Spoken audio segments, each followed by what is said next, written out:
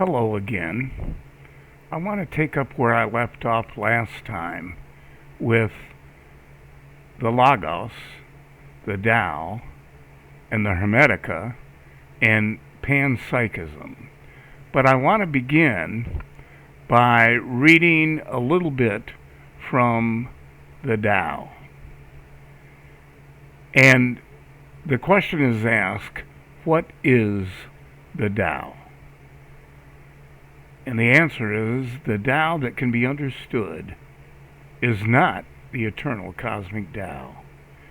Just as an idea that can be expressed in words is not the infinite idea.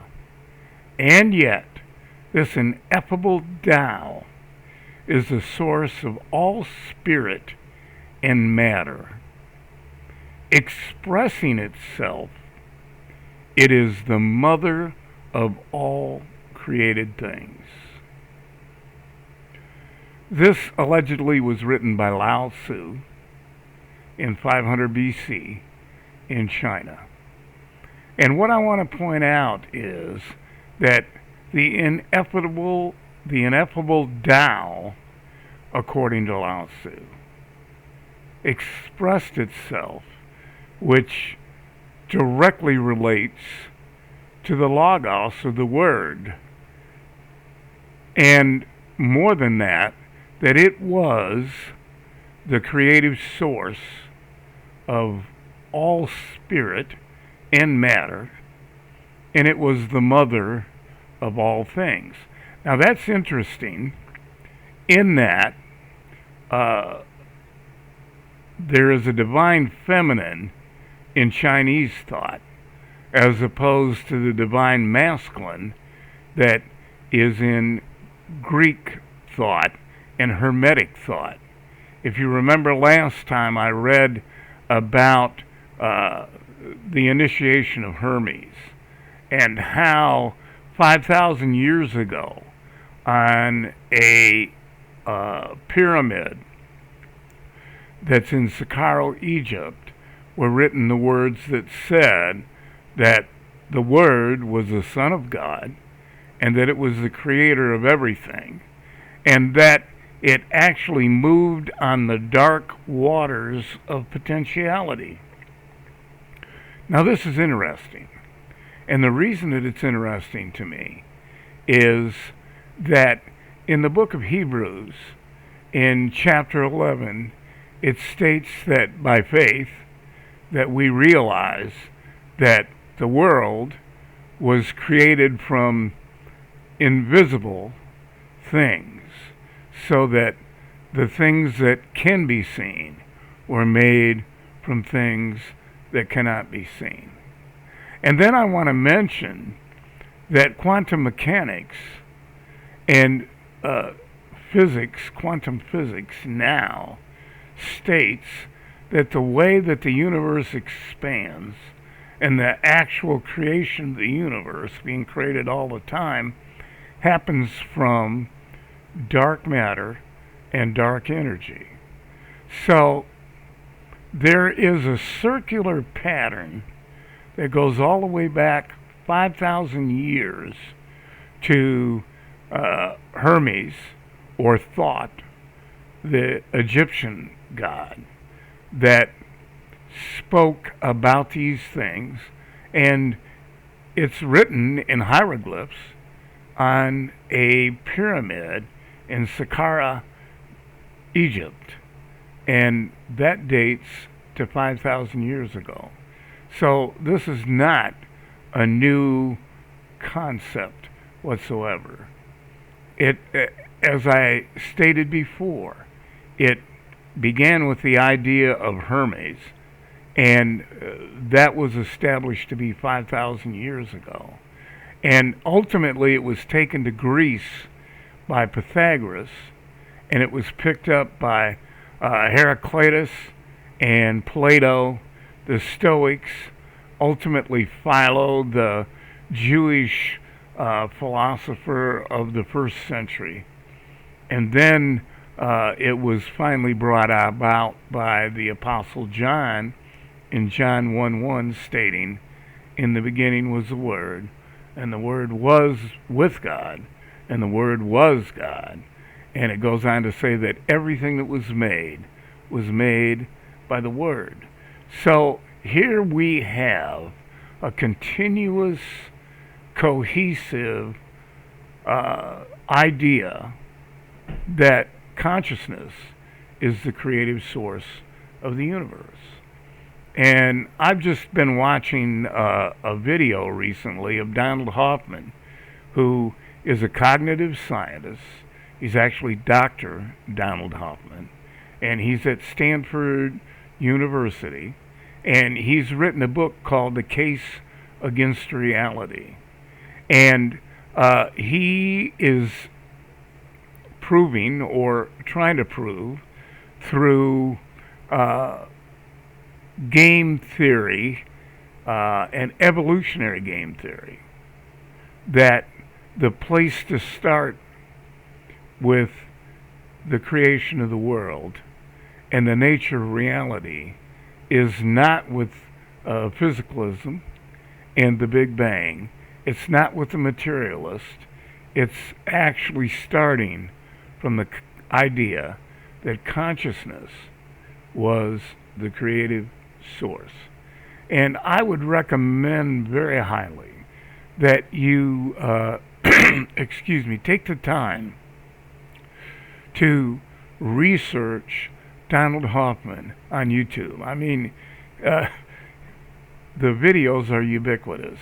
He's being interviewed more and more and more. And the most recent video that I watched was him speaking about spirituality and science. So if you Google YouTube and Donald Hoffman, and then put the words spirituality and science together, you'll come up with this very, very, very compelling and interesting video. But it's not just Donald Hoffman. There is a Jungian philosopher, psychologist by the name of Bernardo Castro. And he also is a panpsychic and believes that the universe was created by consciousness, and that the reality that we know is actually mentation, that it is created by consciousness, and that material reality springs from consciousness. And then I'll mention another name that I've mentioned before, because I want to make sure that you're familiar with these people. And that is Rupert Sheldrake. And he's a biologist in England. And he's gone against the grain. It's difficult sometimes for scientists to go against the accepted norm, because it can be career suicide. But Rupert Sheldrake is an individual that just didn't care, and he's done it, and he's developed a theory on morphic resonance, or fields of morphic resonance. And that deals with the concept that it is a field, that we are all connected through consciousness.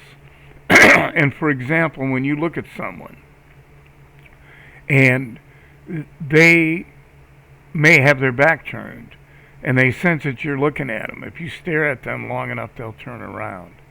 And that is the basis for his theory of the fields of morphic resonance. And he's been able to prove above statistical averages that telepathy exists. So you have him. But then it's not just there in this century. Earlier on, you have Aldous Huxley that wrote a book called The Doors of Perception and Heaven and Hell. And he did experiments in the late 50s, early 60s with his students and mescaline.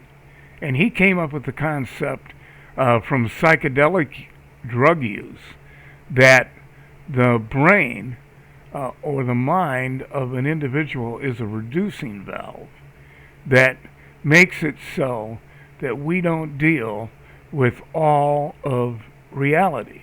And so he came up with a term, mind at large.